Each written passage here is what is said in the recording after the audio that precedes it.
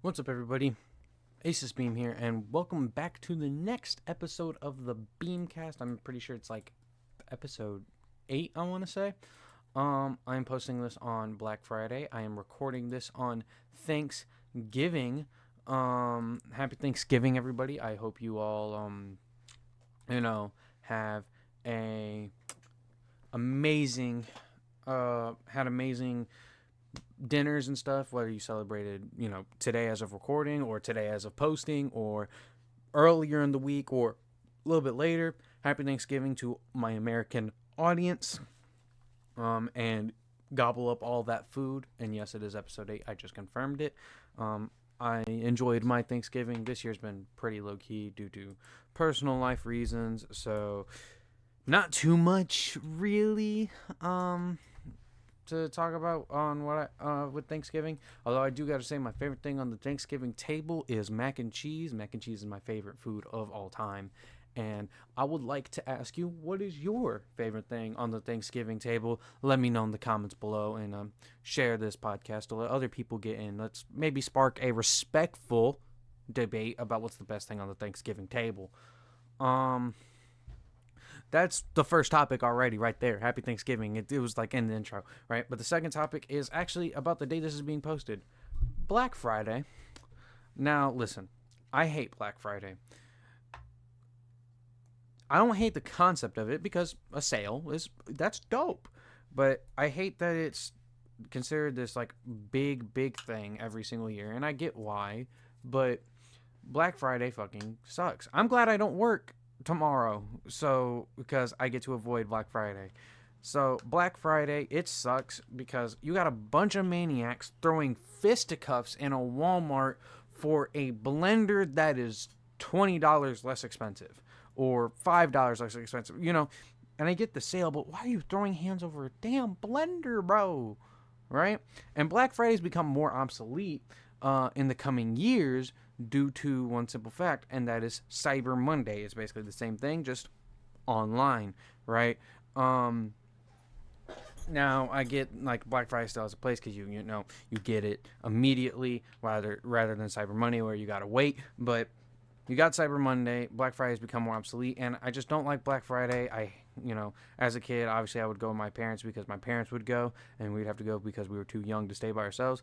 And, we're waking up at 3 in the morning, waiting in the cold because I live in Michigan in a line to get some free, well, not free, but on sale shit, right? Come home by 11 and be exhausted and so tired that we feel sick, right? And then other people are throwing fucking hands in the store. You know what I mean? We see these clips all the time, every single year on Black Friday. You know what I'm saying? So Black Friday sucks, man. I don't like Black Friday. I'm sure if, when I get a family and like my own kids or whatever, then I'll probably participate in it for like Christmas and stuff. I get why it's there, and I get its importance essentially. But people do too much on Black Friday for like it is absolutely insane. And I get why you have to go in very, very early because again, it's like first dibs get it, and everybody's gonna be doing it, but it's just crazy the culture around it and how people will throw fisticuffs over the stupidest little thing.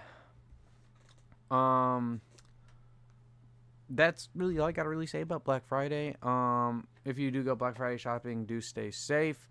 Don't be stupid. Don't throw fisticuffs in fucking stores, okay? Don't do that. Do not get arrested on Black Friday just because you want a fucking grill that is like 50% off.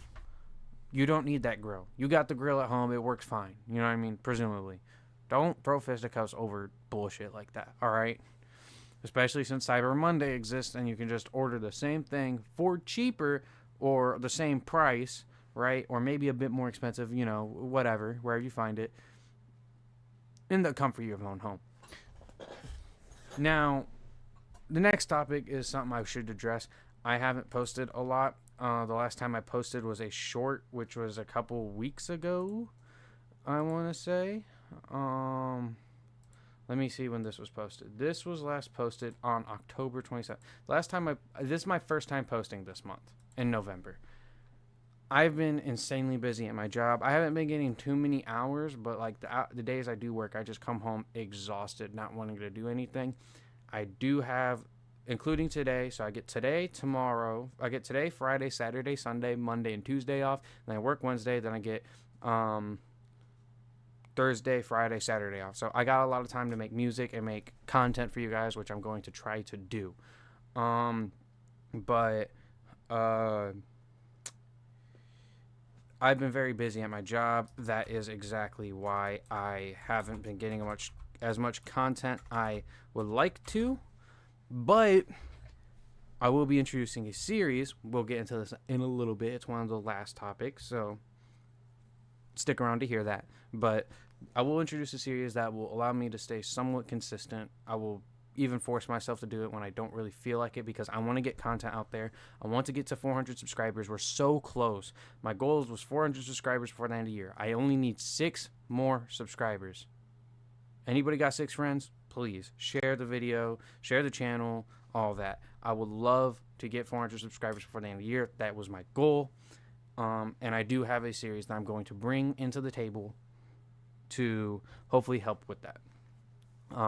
And obviously, me and John will try to work out a schedule to make more videos together. As you know, he's back, but he's also been busy at a job and everything. However, before we talk about the series, we got a few more topics to cover in this podcast. First one is OG Fortnite. OG Fortnite's back, and this is a big deal, right? Because, if you played back in the OG maps, OG days, Fortnite was just fun at the time, right? I liked Fortnite then. I like it now. Even before the OG Fortnite stuff came back. But, man, that nostalgic feeling's there. I will say the original map wasn't necessarily made for zero builds. I like zero builds more than builds. But it's back. I've been having a blast. I still got to get a level 70 to finish the Battle Pass. But it's great. It's my first time playing Fortnite in like half a year, 7 months. Right? And not because I thought the game was bad during Chapter 4. It was just I was busy with everything else, and there was other things I wanted to do. But OG Fortnite, if you don't... And it's crazy. They OG Fortnite came back, and they broke their record amount of players ever with 44 million one day. That's insane, right? Now, I don't think Fortnite's like the best game ever, right? You know what I mean? I grew up with Minecraft and stuff. I don't think Fortnite's the best game ever, but it is a game that I have played a lot. I've put money into it, and it is enjoyable. Better than what Chapter 2 was. I don't care. You can slander me. Everyone was complaining about Chapter 2's overall gameplay. I could give fuck else about the story. It did introduce a story. That's great. And the map was fine. But the overall gameplay during Chapter 2 was mid. I stopped playing after the Marvel season. So, yeah, it's way better than what it was in Chapter 2. Chapter 2 was just an absolute shit show. But the OG Fortnite map is back. I'm not happy with the Season 7 map that they did, where they only brought back part of the ice area. Like, Happy Hamlet was one of my favorite locations when the ice area was around. I get why they did it. They didn't want to get rid of Flush Factory and Greasy Grove this time around, just so they could stay around for the whole season. But, man, I like the Chapter 7 map. Chapter 7 was one of my favorite seasons. It was probably my favorite season outside of Season 5. You know what I mean? So, well, not Chapter 7. I meant Season 7 was one of my favorite seasons outside of Season 5. So, it was kind of disappointing for me when they brought the Season 7 map for the week that they was like, hey, no, not the entire ice area. And I'm like, man, Polar Peak was so fire. Happy Hamlet was a great location. It was just on the edge of the map, So, yeah, we only got Frosty Flights with that one, which is cool, I guess, right? But yeah, I'm having a good time with that. I will be grinding. I will get the Eminem skin. I like Eminem. Y'all should know this. He was one of my inspirations for music. I will be getting the Eminem skin, and I do plan to be at the Eminem concert, which I will have that day off. So I'll be all good, right? So I will be at the Eminem concert thing and whatnot. Will I stream it? No, I'm not trying to get copyrighted. But yeah, OG Fortnite is back. I've been having a blast. I'm sure y'all have been having a blast. clap it up for OG Fortnite, I guess. I don't know. What do you want me to say? You know what I mean? It's a good game. It's fun. I like the battle pass. When I first saw the like combination skins, like some of them looked a little goofy, like Omega Rock and shit. But when I saw them in game, the skins look pretty nice. I don't care for the Peely skin, but the rest of them look pretty nice. You got Renegade Lynx, Omega Rock, Spectra Knight. Spectra Knight's great, and the insane amount of customizable styles. Who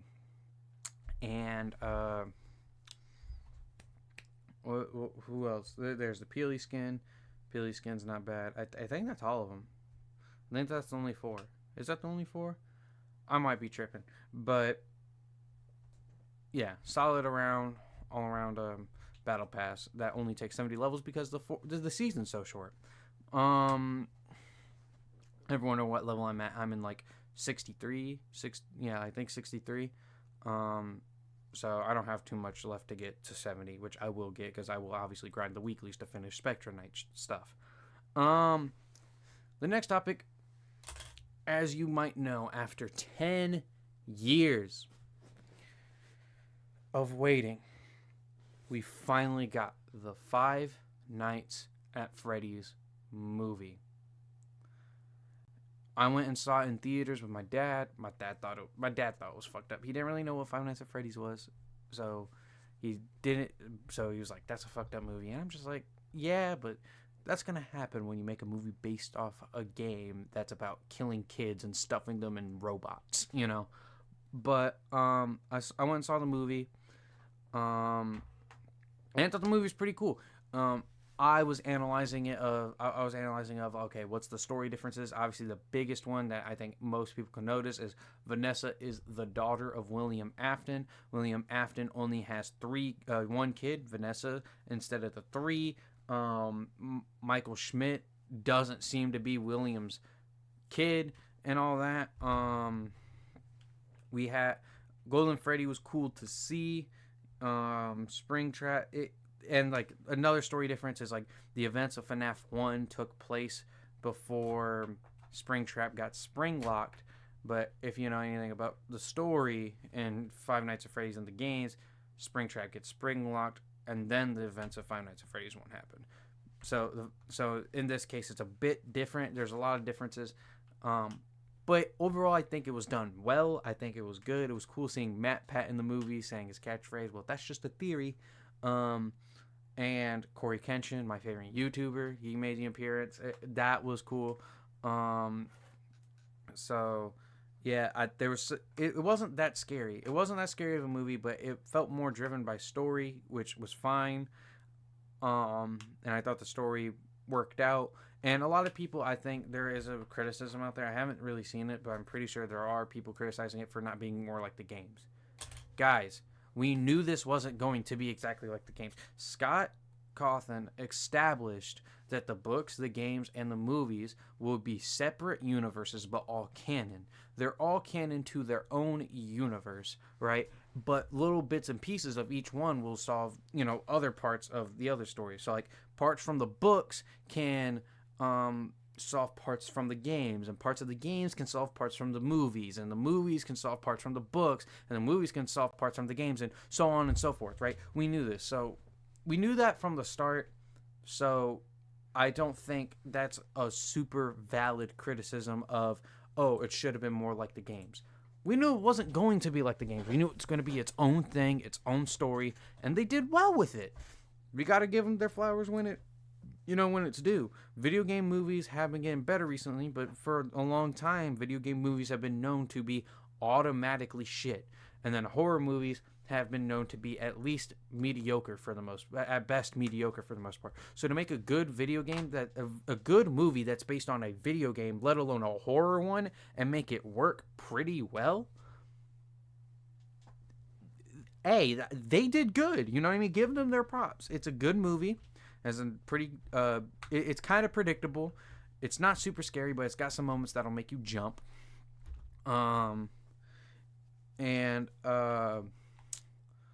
They had the deaths. I will say, I do kind of wish there was a bit more blood, however fucked up that seems. Because you only get, like, a small bit of blood with, like, a handprint, really, and that's it, right? So I do wish there was a bit more blood in the movie. I know why they didn't, to make it the PG-13 label, but I don't know. It kind of felt a little too. Yeah, I felt like they went a little too safe with it when it came to the blood. You know what I'm saying? Right? Like Vanessa getting stabbed felt a little goofy. It felt like obviously it's all acting, but that one felt like specifically like a comedy sketch act at that specific time. So that was weird. I was completely fine with the animatronic eyes going red. That was fine. The little girl Abby being able to talk to the animatronics was cool, and the animatronics treating Abby fine. But then like the plot twist and all that of them wanting to make Abby just like her because Springtrap was controlling the animatronics. Like this was all cool. I like how they made William Afton seem like Phone Guy, because I'm pretty sure William Afton was Phone Guy in the game, or that's just a nod to a very famous theory from the first couple of games. So that was cool. The cupcake was fucking ruthless. My God, the cupcake was insane. Chica, the suits looked like they were done great. You had the Nebraska poster with the dream sequence, which was interesting to learn. The fucking ant getting bodied in the movie was actually low-key kind of the most satisfying kill in the movie. Fucking hate the ant. The ant was so stupid, man. So the ant getting bodied by Golden Freddy was crazy. So that is pretty dope. It'll be interesting to see if Abby does become baby in the next few movies. I think they'll probably make a prequel next, then a sequel, and we'll see what happens from there. It's going to be interesting. We know we're going to get a total of at least 3 movies, so 2 more after this one at the very least. But the Five Nights at Freddy movie, it was really good. It was solid. Nitpicks here and there, but I enjoyed my experience in the theater watching it with my dad, no less. And it was funny because my dad thought he was gonna fall asleep, but like it was, in his words, it was so fucked up that it kept him awake because he wanted to see what happened. So, and my dad doesn't really do movie theaters like that, so that was cool. So I will say confidently that the Five Nights at Freddy's movie is a 8 out of 10 movie. I enjoyed it. It has some flaws, has some kinks to work out, but I thought it was done well. I enjoyed it. The ending was pretty cool. The drawings being a big part of the story was pretty cool.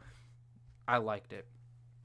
So yeah, the Five Nights at Freddy's movie, very enjoyable experience. I suggest you guys go see it in theater or on Peacock. You can obviously probably pirate it, but this is one of those movies I feel like you guys should 100% support. It's been 10 years in the making. The actors did a great job. Everyone behind it did a great job doing their role in the movie, including the YouTuber cameos. I do know there's more outside of Matt, Pat, and Corey. Like, I think 8-Bit Ryan makes an appearance as, like, a former employee of the month on the bulletin board or whatever. But, like, yeah, you know what I mean? I would like to see Markiplier make an appearance in the next movie. But, yeah, that's largely, mostly everything right there. So, yeah. Nothing else to really say about that one. You feel what I'm saying? So the next topic is my current game of the year. My current game of the year is a little something known as Spider-Man 2. Listen, y'all, Spider-Man 2 was great. I suggest you, obviously you heard spoilers already about FNAF movie, but again, spoiler, I'll give you spoiler warning here, unlike the FNAF movie. Spoiler warning, Spider-Man 2, okay? We're talking about the story and shit.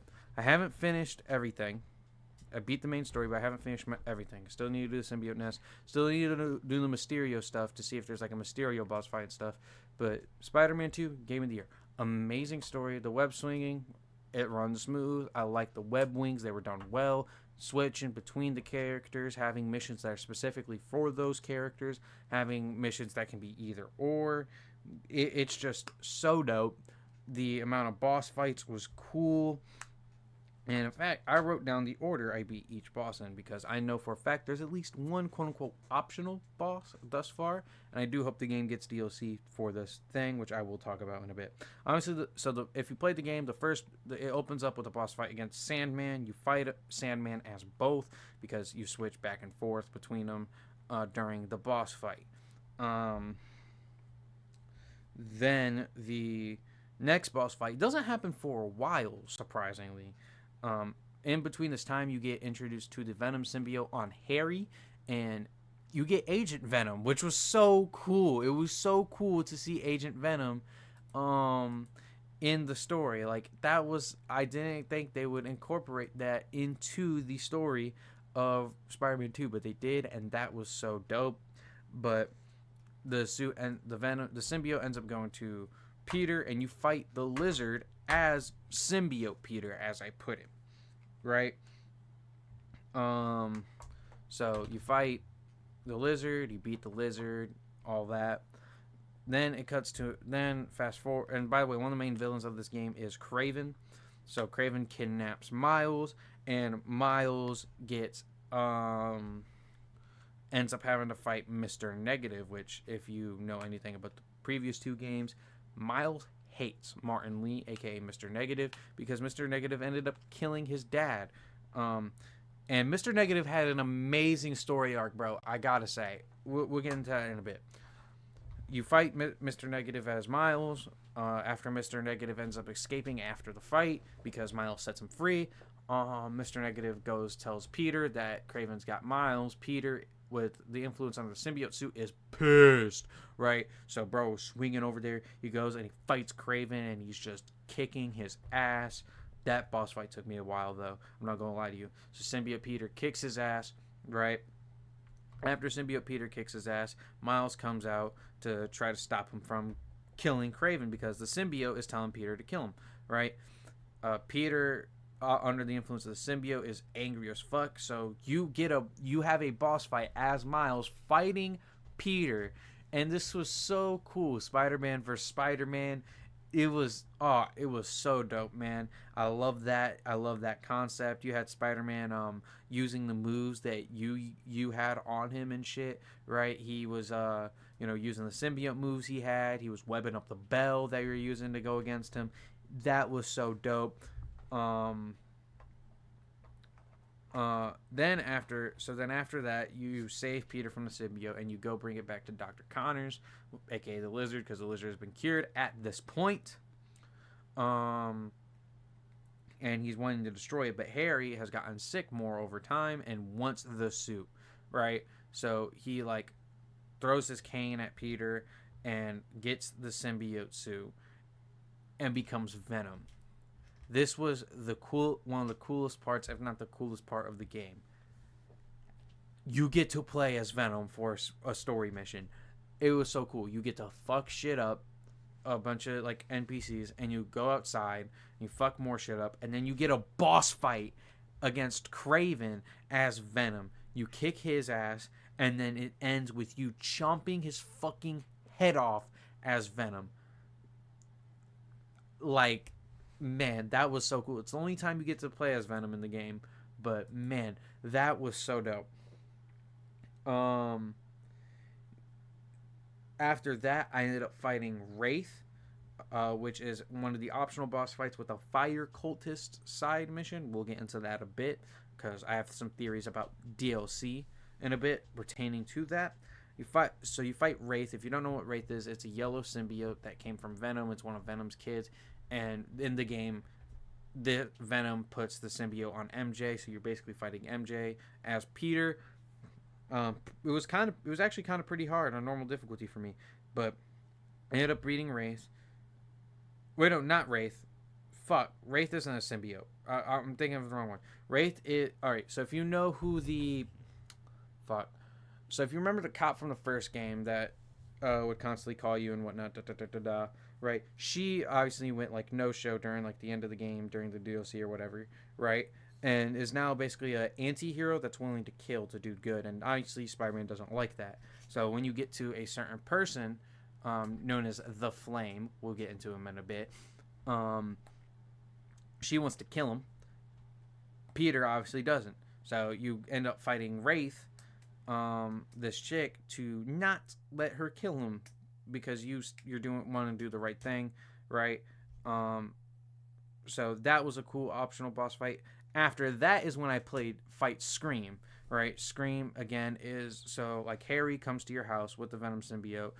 Peter and him get into like a little argument, and then next thing you know, he puts a symbiote onto MJ and Scream is the yellow symbiote I was talking about, just talking about. So then you fight, Scream. You beat Scream. Kind of a hard boss fight, not gonna lie.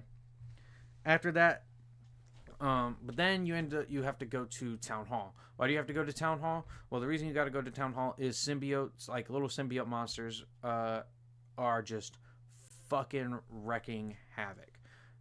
In this time, you're just fighting. It's insane, right? Eventually, you get to a part where you go into the place and you're kind of getting buried, and then next thing you know, like Martin Lee shows up, right? Martin Lee shows up, and him and you as Miles go into Peter's brain to stop the symbiote part at the core, because the symbiotes basically had reactivated the small amount of the symbiote that was left inside of him, right? They went to go destroy that at its core, and with Mr. Negative's powers and Miles' powers, basically, you end up creating the anti-symbiote suit. And this shit fucks hard, okay? This shit was so cool. I can't wait for the next game, because this means Anti-Venom's gonna come in the game at some in the third game or whatever, right? But you got the Anti-Venom suit, and you fight a mini boss called the Symbiote Behemoth. I call him a mini boss because you fight him twice. Now, why didn't I do that with Kraven? Well, Kraven was very clearly a boss fight. The Symbiote Behemoth isn't a regular boss fight. It's not like, he's not as strong as the bosses. You fight him twice, and he's not an actual boss. He's just a giant fucking foot soldier. You know what I'm saying? But you fight him as Anti-Venom Peter. Really easy to do because you get Anti-Venom powers that fuck up the symbiotes even harder. You do more of the story, right? And you get to like the final game plan with Miles, Peter, and MJ. MJ has to steal the like meteorite that is like making the symbiote spread and controlling the symbiotes, and Venom like wants that and shit and yada yada yada, right? And you actually have to fight the symbiote behemoth as a mini boss again as MJ, right? Because MJ was the one who had to go receive the thing. Now you're like, oh, that has to be really hard, and it is kind of hard, but you have a sound wave attachment on your little like taser thing, and so you can hit him with that, and there's like little beep boop boom box sound things that you can hit with it that does a lot of damage to the symbiote behemoth. So it works out, right? And you get to the last boss fight of the game, as far as I know, because again, I don't know if there's a Mysterio boss fight or not with the Mysterium stuff. You fight Venom to end the story, first as Anti-Venom Peter, and then you finish him off as Miles. And that was a great boss fight. It was intense. The cutscenes in between like phases was dope. Venom getting wings out of nowhere is crazy. It was cool seeing Harry be like, I don't want this. Like he was actually like fighting the symbiote, you know what I mean? After desperately wanting the symbiote, right? So, yeah. That boss fight was really cool. Now, onto the flame shit, right? So, one of the side missions, one of like the side missions with some story in this game is the Flame. It's a cultist organization that's ran by the Flame, right, is what he goes by, right? And that is what the like their occultist place. That's where you like fight wraiths and stuff during that, right? Well, at the end, you derail a train to stop a place of the area exploding. The reason why they want this place to explode is the quote unquote Crimson Hour, and you have to derail a train to stop it from like exploding and killing a bunch of innocent people. Well, the problem is it was the Flames' entire plan for you to derail that train because that was an Oscorp train. What was on that train? The Carnage symbiote. The Flame is Cletus Cassidy. He used to go by that moniker, according to Yuri, aka Wraith, right? Hence the Crimson Hour because Carnage is the Crimson symbiote. So I'm suspecting that to be DLC, not to be in the next game. It would be super stupid of Insomniac to like put that in the first game, like this game, as a side mission and then not finish it off as DLC content, because it very looks like it looks like a lot like they were setting up like DLC shit with that. You know what I'm saying? So that's going to be DLC, very obviously. But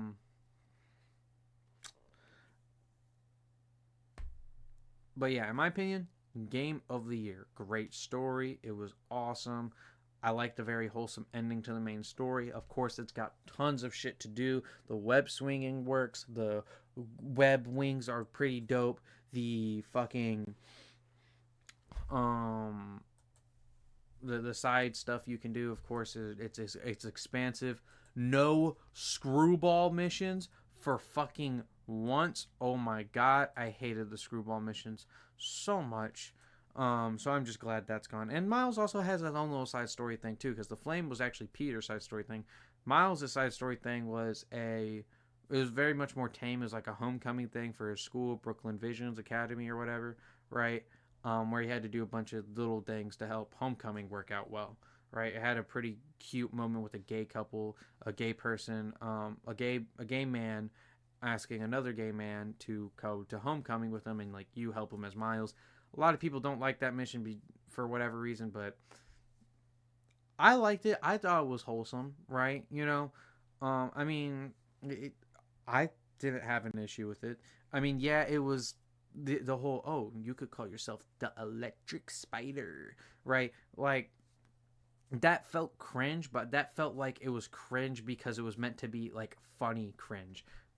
Like I'm not mad at it. You know what I mean? Like I thought it was cute. I thought it was wholesome. I thought it was cool. I liked it. And I liked that whole little side story mission thing for Miles, which ends up getting you a Puerto Rico themed Miles suit, which if you don't know, I'm half Puerto Rican. Miles is half Puerto Rican. You know, we twinning out here. You know what I'm saying?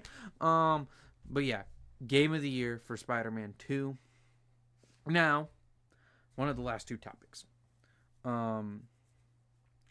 This one is very important. Well, is important. This pertains back to the whole the job one and me wanting to be more consistent and how I got a plan.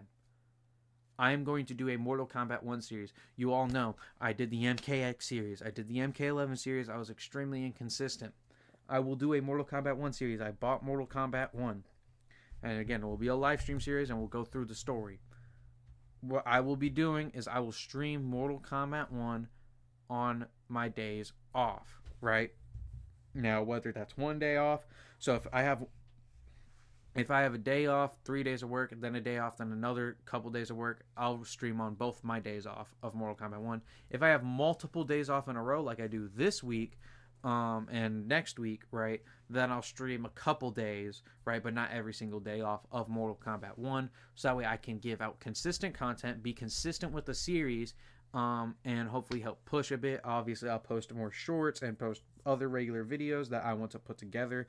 I have some old ass Overwatch clips that I want to put together. I don't even play Overwatch 2 no more, but I want to get this video out of just like funny, stupid little Overwatch 2 clips as like a kind of low effort video. I'm not gonna lie to you. So yeah, but I'm bringing a Mortal Kombat 1 series. It'll be a live stream series of us going through the story.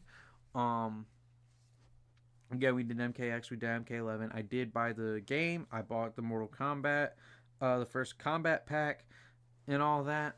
I didn't play the extension of Mortal Kombat 11, which was like Mortal Kombat 11 Armageddon. That's fine. I don't need to.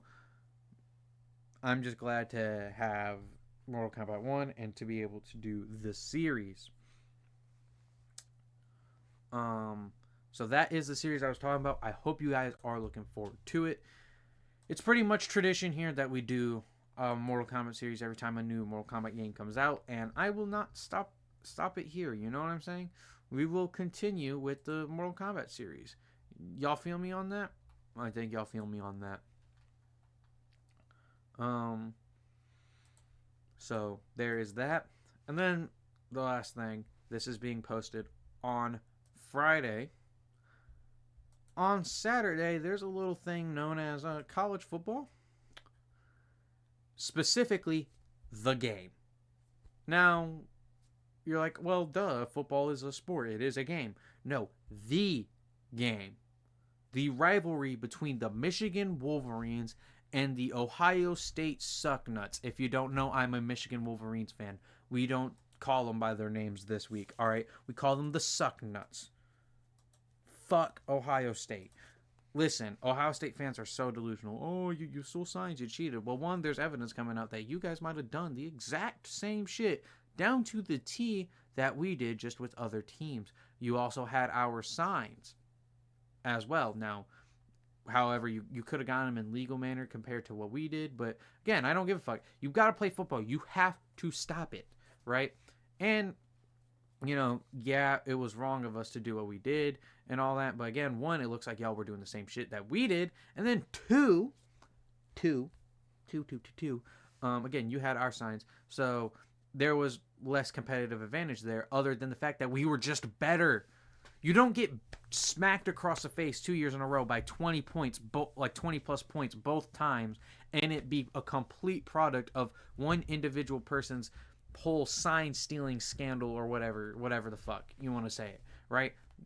We own you all the time. We own you all time, 60-51. Look it up, all-time record.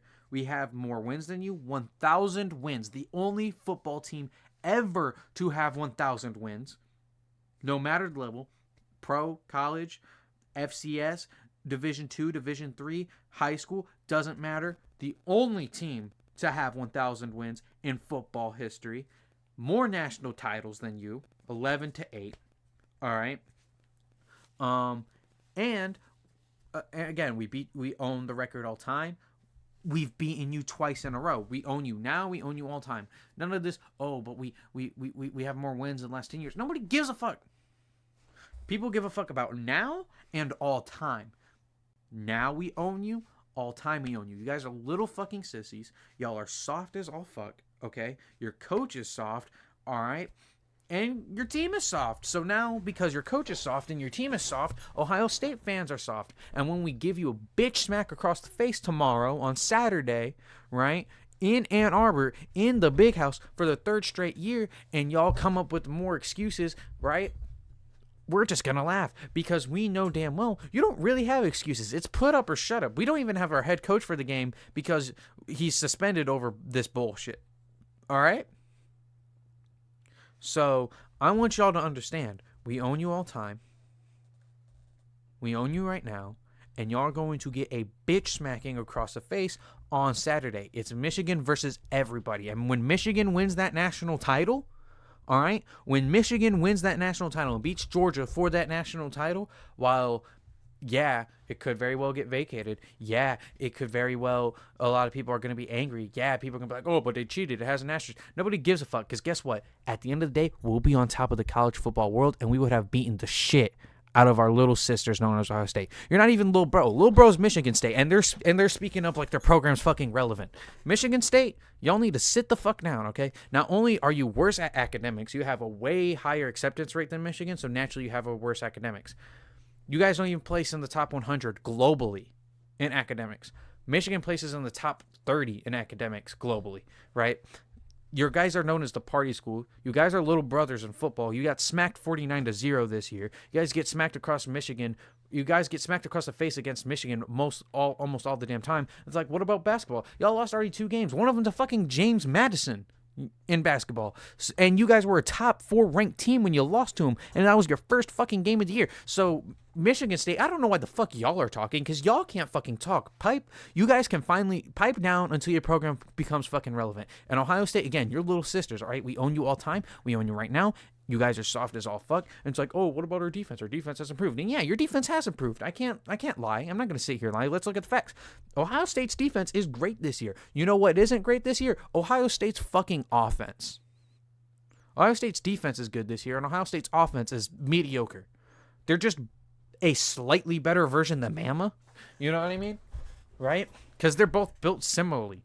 Bama, shit offense, or, well, not necessarily shit, but mediocre offense, great defense. Ohio State's the same shit, right? So you guys are soft on offense this year compared to...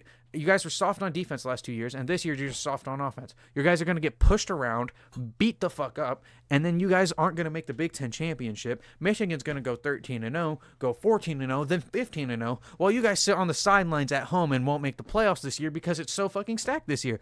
Good luck next year, because you'll actually make the fucking playoffs in the 12-team playoff and then maybe lose in the first or second round, because we know damn well you guys aren't going to win a national championship for a while because Michigan's going to be on top.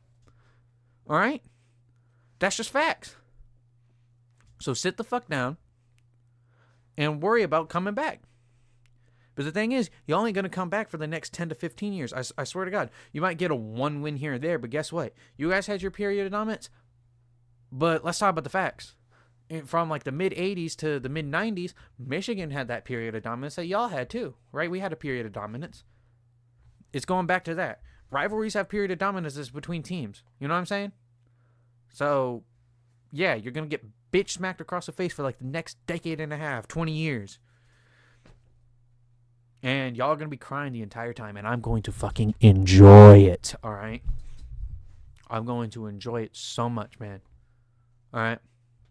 So fuck the suck nuts. Fuck Ohio State. Fuck the whole state of Ohio. Fuck the Ohio Bobcats. Fuck the Toledo Rockets. Fuck the Bowling Green Falcons. Fuck the Miami of Ohio Redhawks. Fuck the Ohio State Sucknuts. Fuck the whole state of Ohio. Fuck the Cincinnati Bengals. Fuck the Columbus Blue Jackets. Fuck the Cleveland Cavaliers. Fuck the Cleveland Browns. Fuck the entire state of Ohio. Except my one homie in Ohio. My man. You know I'm telling you. My one homie in Ohio, he's good. Because guess what? He's a Michigan fan because you know y'all some bitches. Okay? Fuck the whole state of Ohio. Fuck Ohio State. Sorry-ass team. Sorry-ass state. And guess what? Y'all want to know what the state of Ohio is most known for? For being a fucking meme. A meme.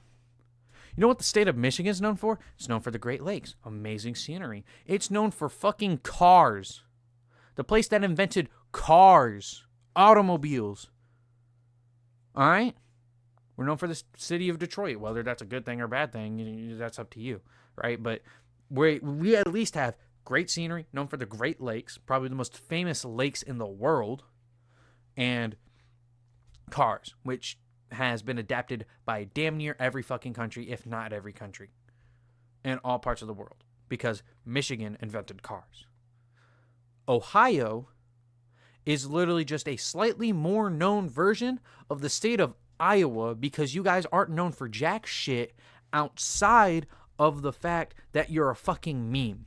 And sports. You have sports teams compared to Iowa, which only has the fucking Hawkeyes and the Cyclones, which are both sorry as fuck, you know. But even then, I hesitate to count sports, because then that's just every place that has a fucking competent sports team in college or football, college or pro level, you know what I mean? So if we remove sports from the picture, you're literally just a slightly more known version of Iowa, because there's nothing fucking there, and you're only slightly more known because you're a fucking joke. The state of Ohio is a joke. Ohio State University, not a Ohio State University, is a fucking joke. And the Sucknuts are going to get an ass whooping tomorrow on the 25th, Saturday, in the game, in Ann Arbor, in the big house, in the state of fucking Michigan. And y'all will be crying the entire time along with your damn coach. Because guess what? I know this is going to piss off you Ohio State fans. This is going to piss off your coach because, y'all coach went on a rant against Lou Holtz when you guys beat Notre Dame miraculously. Y'all upset Notre Dame because Notre Dame should have won that damn game. Let's be for real. Y'all upsetted Notre Dame, and Notre Dame isn't even that good. Went on a rant against Lou Holtz because Lou Holtz said Ohio State is soft, and he was pissed about it. Guess what? Ohio State is fucking soft, and y'all going to be crying. All right?